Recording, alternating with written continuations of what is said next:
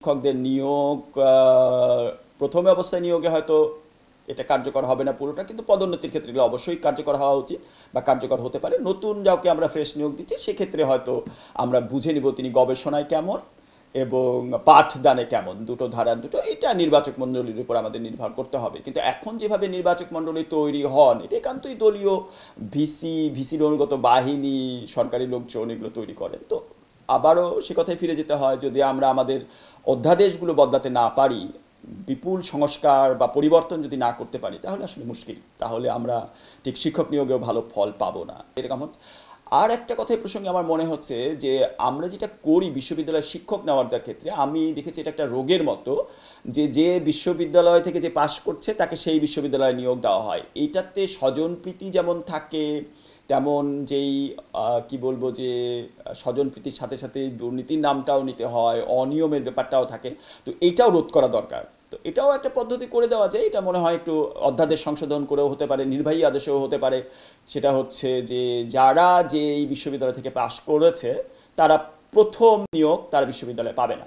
এরপরে যে প্রশ্নটা আসতে পারে বিশ্ববিদ্যালয়ের ক্ষেত্রে হচ্ছে ছাত্রদের আমরা বলি আসলে ভর্তি, কিন্তু এটা তো আসলে ভর্তি না, আমরা বাছাই করি নানাভাবে, মানে পরীক্ষা নিয়ে বাছাই করি। এই বাছাই পদ্ধতিটা খুব একটা ভালো না, আমাদেরকে এটা নিয়েও ভাবতে হবে।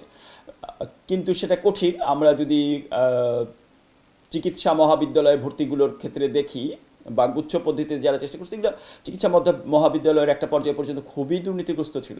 এখনও আমরা জানি যে অনেকটা যেই সাংবাদিকতার কারণে আমরা জানি যে অনেক দুর্নীতিগ্রস্ত, অনেকেই টাকা পয়সা দিয়ে বা নানা জ্যাকপাটে ঢুকে যায়।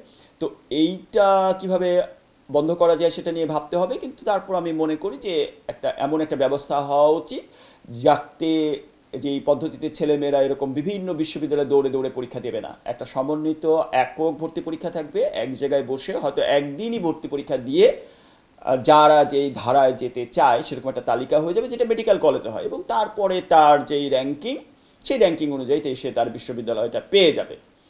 হল সংসদগুলো যদি কার্যকর থাকে, তারা কিন্তু শিক্ষকদের চাপে রাখতে পারে, বিভিন্ন পর্ষদকে, কর্মকর্তাদেরকে চাপে রাখতে পারে।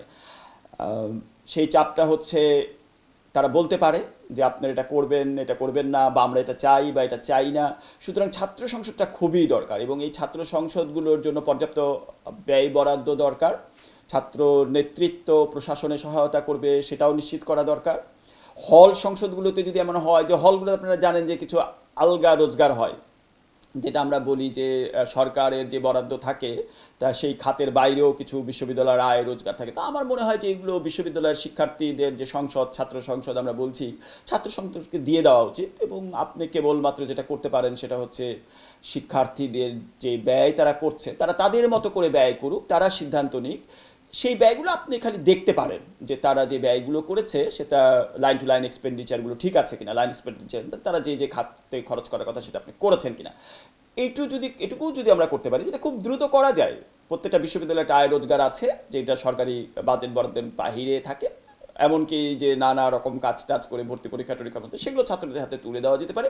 আমার মনে হয় এটা হলে খুবই কার্যকর একটা ছাত্র সংসদ তৈরি হবে, হল সংসদগুলো ওইভাবে খুবই কার্যকর হয়ে উঠবে।